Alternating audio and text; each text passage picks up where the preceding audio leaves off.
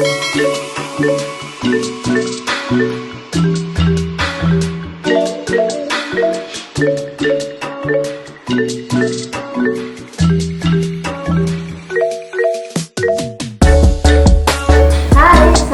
warahmatullahi wabarakatuh. Kembali lagi bersama saya Gita Chandra Dewi. Kalau kemarin kita banyak membahas soal dan tips belajar atau tips lulus CPNS 2021, kali ini kita berbeda. Kita akan mewawancarai salah satu dosen kebanggaan Prodi Kebidanan Metro Poltekkes Tanjung Karang. Saya nggak ngerti lagi ya mau ngomongin beliau ini seperti apa, karena beliau ini dosen berprestasi, seorang YouTuber, dan seorang terus pokoknya semuanya ada di beliau.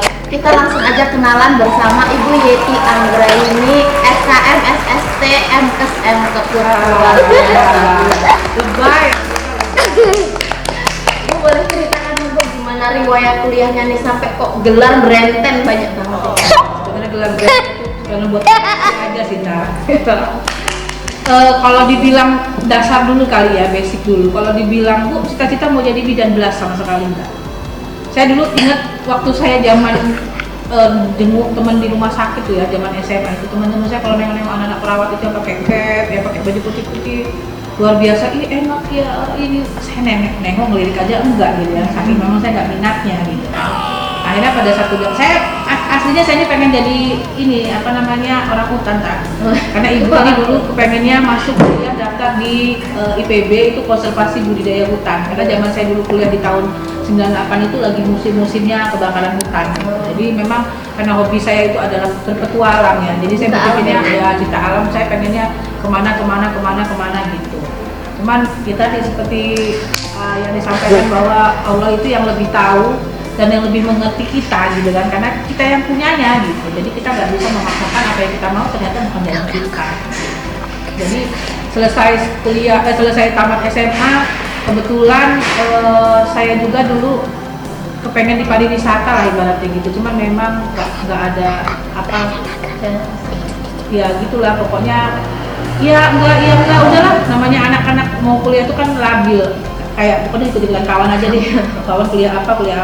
Karena kalau ditanya di kesehatan, kebetulan waktu itu Universitas Jember itu baru pertama kali buka Fakultas Kedokteran Gigi. Kami ditawarkan karena yang dapat nilai-nilai besar itu kan ada beberapa siswa yang boleh daftar gitu kan, dilihat dari nilai rapor dan lain-lain, dan kita orang 5 daftar tuh 5-5-nya keterima. Tapi kan saya mengukur kemampuan orang tua kan, sekolah kedokteran gigi, kebayang alat dan lain sebagainya, aduh kayaknya nggak sanggup deh gitu kan. Ya sudah, pada akhirnya saya tahu dari cerita kawan, karena kebetulan saya ada teman dekat itu ya, namanya laki-laki, dia tidak boleh kuliah kalau dia belum mendaftar perawat pada saat itu. Dulu belum Poltekkes seperti sekarang ya, masih akademi kebidanan, masih akademi keperawatan, masih terpisah sendiri-sendiri gitu yang punya naungan Kemenkes ini. Akhirnya dia telepon saya, minta antarkan saya gitu kan. Nah, pada saat itu ketika itu sudah limit akhir itu, karena besok terakhir pendaftaran. Ternyata saya baru tahu info bahwa ada sekolah bidan yang dari SMA. Karena yang saya tahu kan sekolah bidan itu mulainya ada di SPK kan, perawat baru sekolah bidan gitu, dari bidan D1 gitu. Akhirnya karena teman saya juga yang memaksa dan lain sebagainya, saya nggak perlu tanya-tanya dulu dengan orang tua, akhirnya saya mendaftar di limit akhir. Angkatan pertama ya? Angkatan pertama, kebetulan memang itu baru pertama, angkatan pertama. Makanya kan belum semua orang tahu itu dengan bidang yang mulai dari SMA gitu. Makanya akhirnya saya udah coba aja sekalian nemenin gua gitu. Pada saat itu temen ibu seperti itu, ya sudah, dengan niat daripada maksudnya coba gitu ya, bukannya terus meremehkan kalau terima juga gua nggak ambil itu enggak, tapi ya kita coba aja. Ya udah, pada akhirnya ternyata ibu tes dan ibu lulus gitu kan. Tapi saya bilang kalau saya nanti lulus di IPB, saya nggak akan ambil nih sekolah bidan, karena memang bukan jiwa saya ya, bukan kemauan saya seperti itu. Tapi pada akhirnya ternyata saya lulusnya pun yang di Unila itu adalah IPB, saya nggak lulus, saya lulus di Unila itu FKIP Biologi Murni.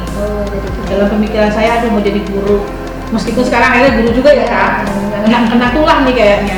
Ibu saya bilang udah nggak usah, katanya sekolah bidan aja, karena melihat zaman dulu bidan tuh nggak ada loh rumahnya yang jelek. Oh iya, ya bidan tuh rumahnya gede-gede gitu kan, rumah tingkat bagus-bagus gitu ya, nggak kayak sekarang. Kalau sekarang bidan ya masih sih masih soge-soge, cuma dalam artian dulu tuh kan bidan itu berpuasa di satu wilayah kan gitu. Kalau sekarang desa aja, hitungan desa aja bidan udah 3-4, apalagi cuma wilayah gitu kan. Akhirnya sudah dijalanin. Tahun pertama saya masih ogah-ogahan, tahun kedua saya sudah mulai ya saya sudah serius gitu kan, karena ini harus pilihan saya. Jadi ibu daftar kuliah D3 itu angkatan pertama, kebetulan kami lulus di 2002 itu tadi karena memang rezeki saya, jodoh saya, akhirnya saya langsung diangkat di Kementerian Kesehatan, jadi pegawai pusat ya. Tapi pada saat itu kita D3 artinya naik tangga kan. Kalau sekarang kamu udah langsung 3A kan, kemudian dari 2C dulu bener-bener mulai dari tangga. Karena saya berpikir, aduh takutnya nanti saya lupa, saya malas. Akhirnya di tahun 2003 saya lanjut ke Universitas Malahayati, saya lanjut untuk di SKM. Kenapa? Saya pada saat itu karena memang saya angkatan pertama, sebenarnya saya yang lebih diprioritaskan untuk tugas belajar.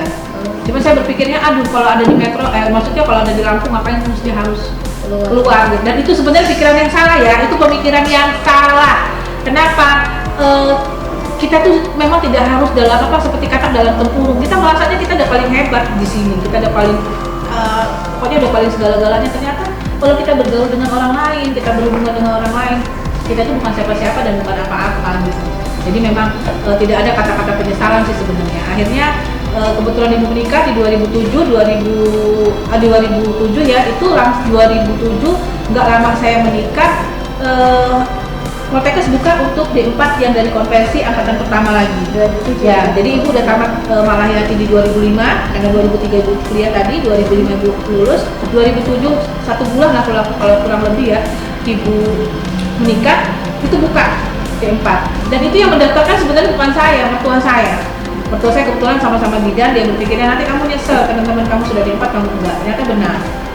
Artinya tidak ada yang tidak bermanfaat gitu ya, ilmu itu tidak ada yang tidak bermanfaat artinya gitu. Akhirnya ibu coba untuk ibu melanjutkan di D4 dan saya lulus di tahun 2008. D4 klinik apa pendidik itu? Dulu masih spesifik klinik dulu. Oh pendidik ya, sorry kalau angkatan pertama kami masih pendidik, kayaknya yang klinik udah di angkatanmu ya. Nah kalau sekarang kan D4 udah nggak ada lagi pendidik klinik kan, kami pendidik masih, di ijazah pun kayaknya masih terbunyi D4 pendidik. Kemudian di tahun 2008 lulus karena kuliah cuma setahun kan. 2008 lulus, di tahun 2010 saya mencoba peruntukan untuk melanjutkan S2 di Pajajaran, S2 kebidanan.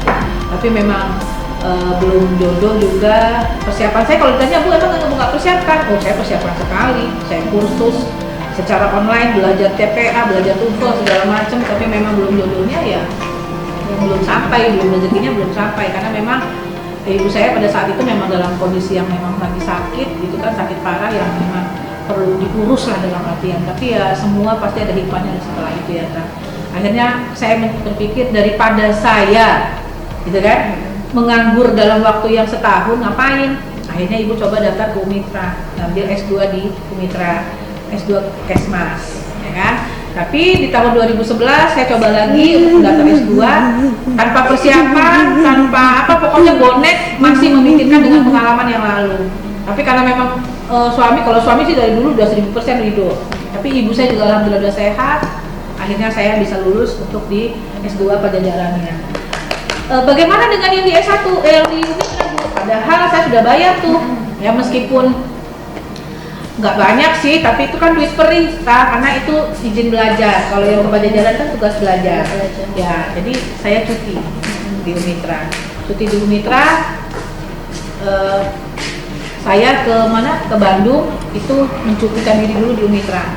Nah di Bandung dapat setahun, proses tesis di semester 3-4 ibu aktifkan lagi yang di Umitra. Gitu. Jadi 2013 saya lulus di Bandung, 2014 saya lulus di Umitra. Jadi sebenarnya dibilang hebat segala macam, enggak, banyak orang yang udah koleksi gelar segala macam dari mana-mana. Cuman yakin aja tidak ada ilmu yang tidak bermanfaat.